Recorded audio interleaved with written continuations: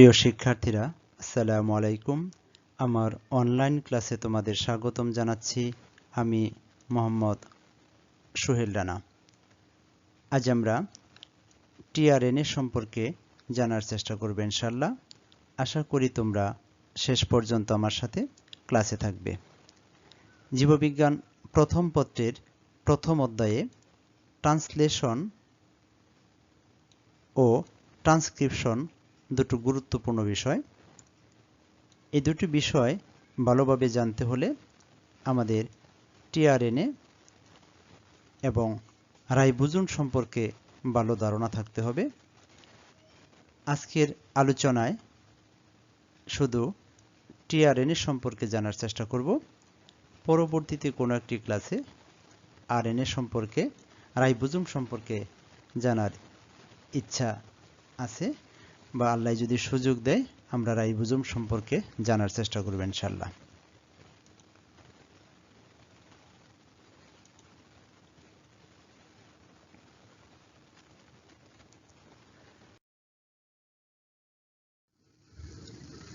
TRNA সম্পর্কে যদি জানতে চাই তাহলে আমাদের আরএনএ সম্পর্কে একটু ধারণা নিতে হবে।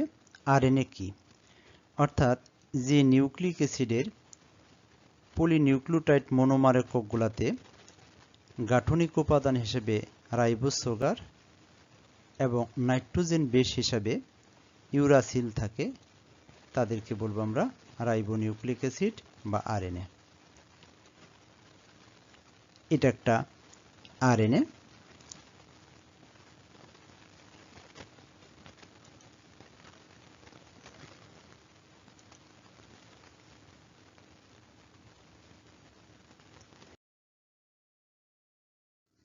দেখো, এখানে যে নিউক্লিওটাইড, পলিনিউক্লিওটাইডের কথা বলা হলো, সেই পলিনিউক্লিওটাইডের নিউক্লিওড বন্ধনগুলো 3' থেকে 5' ফসফোডাই এস্টার বন্ধন দ্বারা পরস্পর যুক্ত থাকে এবং প্রতিটি নিউক্লিওটাইড রাইবোজ সুগার থাকবে, নাইট্রোজেন বেস থাকবে।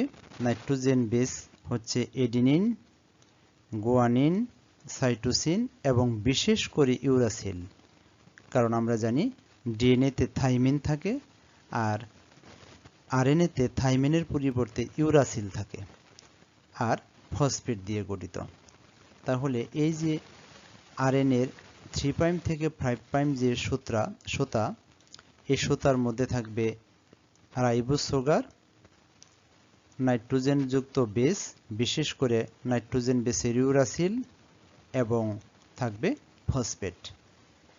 তাহলে সেটাকে বলবো আমরা আরএনএ বা রাইবোনিউক্লিক অ্যাসিড।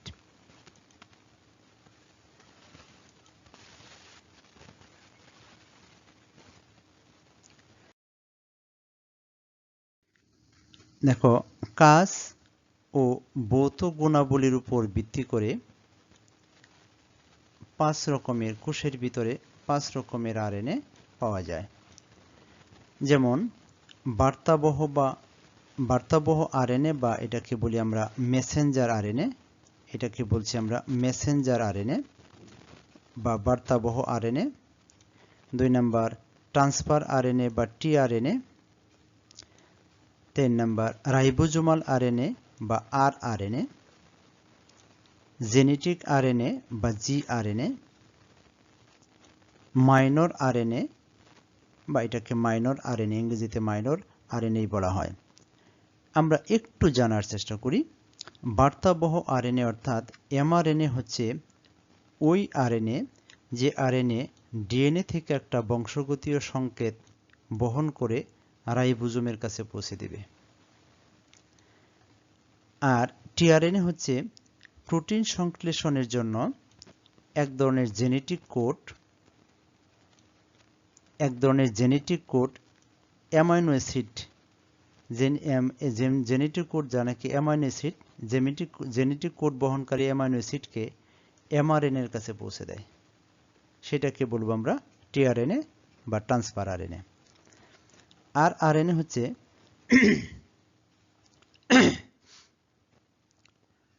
আরএনএ হচ্ছে রাইবোজোমের গাঠনিক উপাদান, অর্থাৎ এক ধরনের আরএনএ আছে যারা রাইবোজোমের ভিতরে থাকে বা রাইবোজোম গঠনে সাহায্য করে। 4 জেনেটিক আরএনএ বা জিআরএনএ হচ্ছে ভাইরাসের দেহে বংশগত উপাদান হিসেবে যে আরএনএ কাজ করে, তাদেরকে বলবো আমরা জেনেটিক আরএনএ। আর মাইনর আরএনএ হচ্ছে প্রোটিন প্লাস এনজাইম একত্রিত হয়ে একটা কাঠামো তৈরি করে, সেটাকে বলবো আমরা মাইনর আরএনএ। কিন্তু আমরা যেহেতু টিআরএনএ নিয়ে আজকে কথা বলবো, এই জন্য টিআরএনএ কে আমরা একটু হাইলাইট করার চেষ্টা করব বা করছি।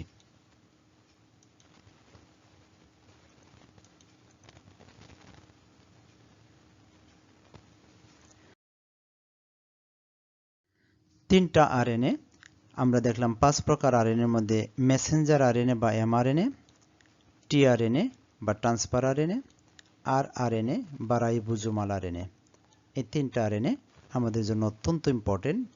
এই এমআরএনএ দেখতে এরকম হয় 100 তার একটা গঠন, টিআরএনএটা একটু পেস খেয়ে থাকে, কয়েকটা লুপ বা গিরুর মতো তৈরি হয়, এখানে 5টা বাহু থাকে। আর আরআরএনএ হচ্ছে রাইবোজোমের গাঠনিক উপাদান।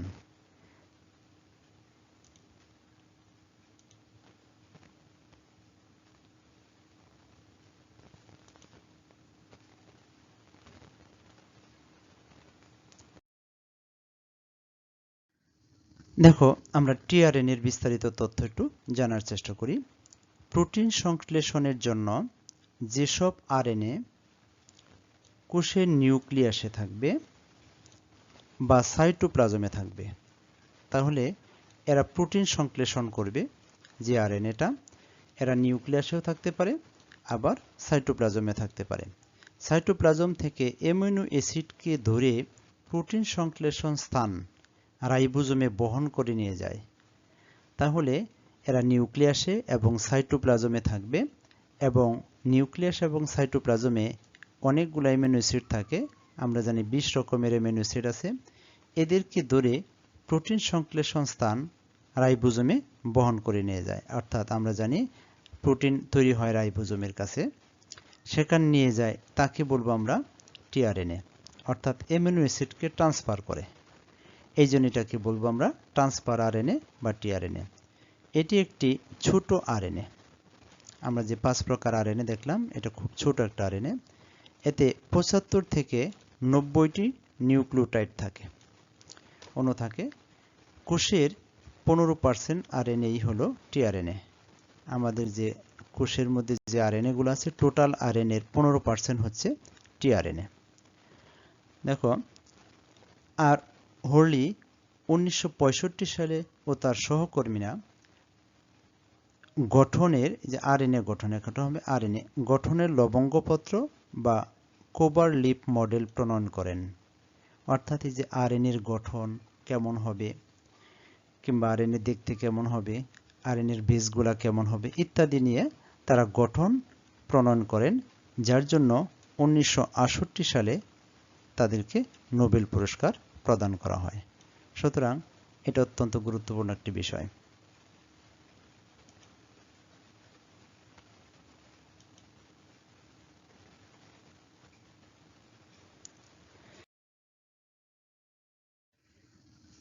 টিআরএনএ, দেখো টিআরএনএর 5টি বাহু। টিআরএনএর আমরা একটু আগে দেখেছি, টিআরএনএ এরকম লুপ তৈরি করে অবস্থান করে বা পেঁচিয়ে থাকে। এখানে 5টি বাহু থাকে। বাহুগুলো হচ্ছে অ্যামিনো অ্যাসিড বাহু, টি বাহু, অ্যান্টিকোডন বাহু, ডি বাহু এবং অতিরিক্ত বাহু। তাহলে অ্যামিনো অ্যাসিড বাহু, টি বাহু, অ্যান্টিকোডন বাহু, ডি বাহু এবং অতিরিক্ত বাহু। আর রাইবোজোমের এই প্রান্তটা হচ্ছে গিয়া 3 প্রাইম, আর এই প্রান্তটা হচ্ছে গিয়া 5 প্রাইম। এখানে বিভিন্ন ধরনের কোড থাকে বা এই যে বেসগুলা থাকে, বেসগুলা কিন্তু এরকম থাকে। প্রিয় শিক্ষার্থীরা, তোমরা কিন্তু মনে রাখবে বেসগুলা এরকম থাকে। যেহেতু 100 তার একটা গঠন, 100 তার এই গঠনটা ঠিক এইভাবে পেজ দিয়ে থাকে। দেখো, রাইবোজোম জাস্ট খালি একটা সুতার একটা গঠন, আমরা বলবো এটা হচ্ছে গিয়া 3 প্রাইম এবং এটা হচ্ছে গিয়া 5'।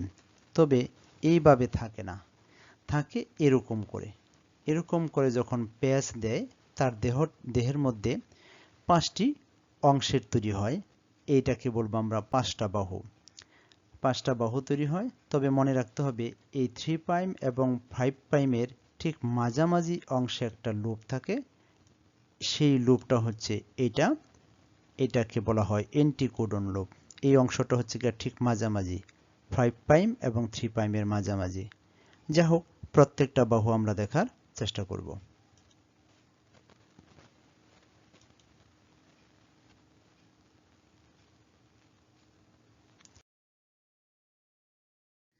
দেখো, এই 3'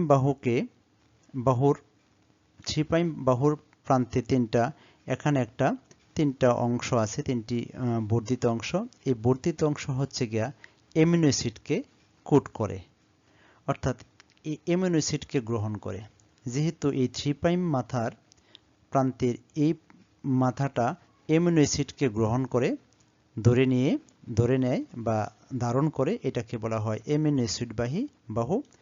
আর ঠিক 3' এবং 5'-এর ঠিক মাঝামাঝি একটা লুপের মতো তৈরি হয়, বা একটা আমরা বলবো গেরুর মতো তৈরি হয়। এটাকে বলবো আমরা অ্যান্টিকোডন বাহু। প্রিয় শিক্ষার্থীরা, মনে রাখবে এখানে যে অ্যামিনো অ্যাসিডকে কোড করে, সেই অ্যামিনো অ্যাসিডের অ্যান্টিকোডনটা হচ্ছে গিয়া এখানে থাকে, অর্থাৎ এই অ্যামিনো অ্যাসিডের ঠিক অপোজিট সাইডে অ্যান্টিকোডনটা থাকে। আমরা কোডন নিয়ে পরে কথা বলবো, এখানে আমরা কোডন দেখব অবশ্য, সেটা আমরা আসতেছি।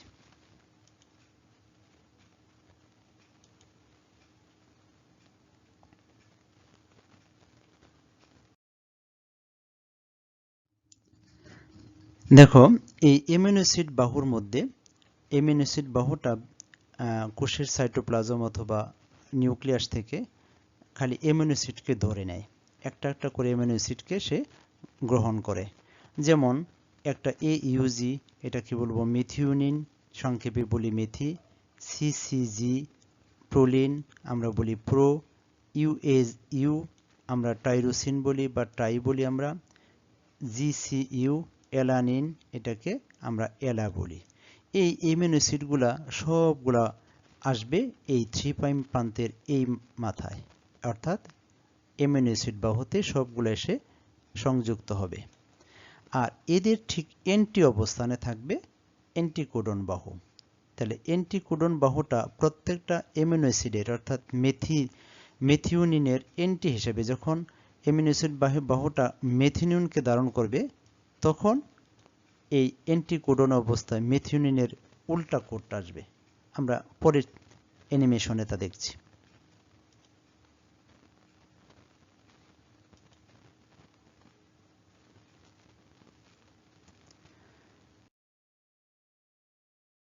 দেখো, এটাকে বলছি আমরা অ্যান্টিকোডন বাহু। কেন অ্যান্টিকোডন বাহু বলছি? দেখো, এই 3' প্রান্তের এই অ্যামিনো অ্যাসিড বাহু যখন মেথিওনিনকে ধারণ করে AUG, তখন অ্যান্টিকোডন প্রান্তে মেথিওনিনের উল্টা অংশটা, অর্থাৎ এই যে মেথিওনিন, এই মেথিওনিনের অ্যান্টিকোডন হচ্ছে UAG। কেন UAG?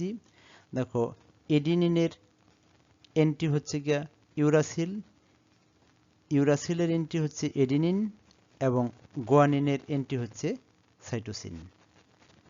এই অ্যান্টিকোডনটা এখানে প্রোলিনের অ্যান্টিকোডন হচ্ছে গিয়া GGC, এবং UAU এর অ্যান্টিকোডন হচ্ছে গিয়া AUA।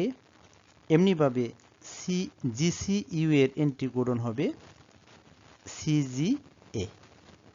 অর্থাৎ এই 3' প্রান্তের অ্যামিনো অ্যাসিড বাহু যে অ্যামিনো অ্যাসিডকে ধারণ করবে, ঠিক তার অ্যান্টিকোডন ধারণ করবে অ্যান্টিকোডন বাহু। এই দুইটা বাহু আমাদের জন্য অত্যন্ত ইম্পর্টেন্ট। আমরা যখন ট্রান্সক্রিপশন দেখব, তখন আমাদের এই দুইটা বাহু নিয়ে আমরা অ্যামিনো অ্যাসিডের গঠনটা বোঝার, বা অ্যামিনো অ্যাসিড কীভাবে কাজ করে সেটাও আমরা বুঝতে পারবো।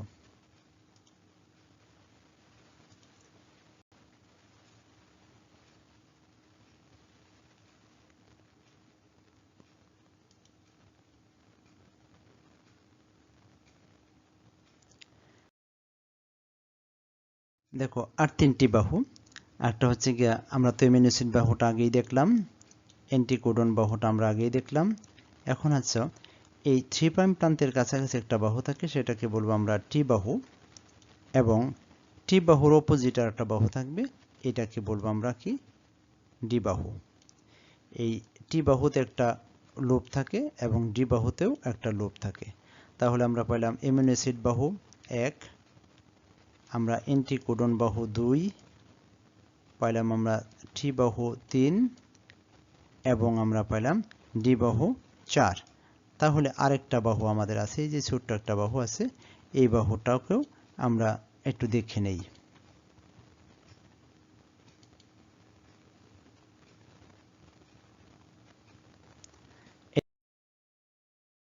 এটাকে বলছি আমরা অতিরিক্ত বাহু। এটা হচ্ছে কি একটা অতিরিক্ত বাহু, অর্থাৎ এই যে অংশটাকে বলবো আমরা একটা অতিরিক্ত বাহু। অর্থাৎ টিআরএন এর এই কয়টা বাহু থাকে, টিআরএন এর 5টি বাহু থাকে। এই 5টি বাহু সম্বলিত আরএনএ কে বলবো আমরা টিআরএনএ। এই 5টি বাহু থাকার জন্য এখানে 3টা লুপের তৈরি হয়, কিন্তু এই আমরা বলবো এখানে একটা লুপ তৈরি হয়েছে, এখানে একটা লুপ তৈরি হয়েছে, তারপরে এখানে আরেকটা লুপ তৈরি হয়েছে। এই লুপগুলো হচ্ছে গিয়ে পেঁচিয়ে থাকার জন্য এই লুপগুলো তৈরি হয়। যাই হোক, আমরা টিআরএন এর বিস্তারিত তথ্যাবলী জানার চেষ্টা করলাম।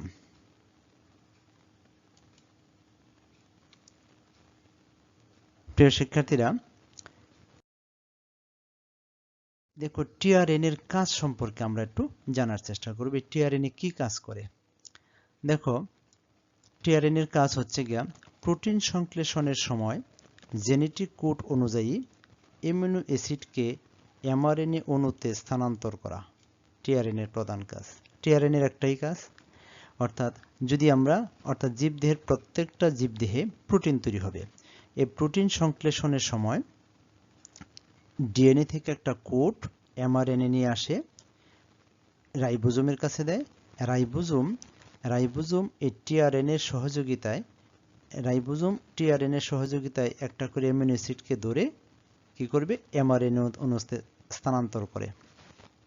একটা করে অ্যামিনো অ্যাসিড, অর্থাৎ নিউক্লিয়াস এবং সাইটোপ্লাজম থেকে একটা করে অ্যামিনো অ্যাসিডকে ধরে নিয়ে এমআরএনএ অণুতে স্থানান্তর করে, এবং টিআরএন, এটাই হচ্ছে কি তাদের প্রধান কাজ। এর বিনিময়ে কি হয়, একটা করে অ্যামিনো অ্যাসিড, এখানে একটা করে অ্যামিনো অ্যাসিড, এখানে একটা অ্যামিনো অ্যাসিড, এখানে একটা অ্যামিনো অ্যাসিড, এখানে একটা অ্যামিনো অ্যাসিড, পরবর্তীতে অ্যামিনো অ্যাসিডগুলো পেপটাইড বন্ড দ্বারা পরস্পর যুক্ত হয়।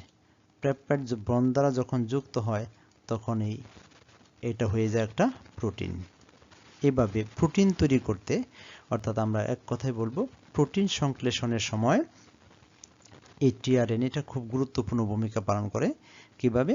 একটা জেনেটিক কোড অনুযায়ী একটা অ্যামিনো অ্যাসিডকে ধরে নিয়ে এসে এমআরএনএ অণুতে স্থানান্তর করে, পরবর্তীতে এই এমআরএনএ সেই টিআরএন এর অ্যান্টিকোডন বাহুর সাথে একটা করে